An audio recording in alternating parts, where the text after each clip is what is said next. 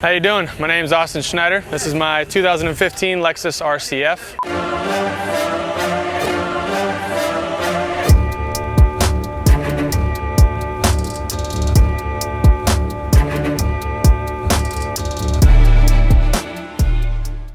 I've had the car for about a year now.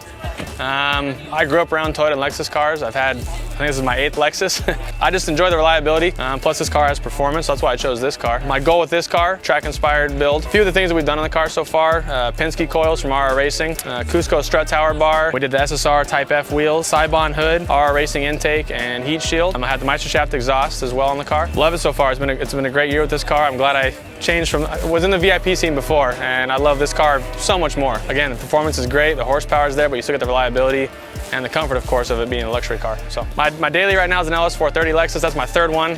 I've had 2 LS400s, 2 GS300s, and now this. So yeah, I'm a big Lexus guy, yeah. So.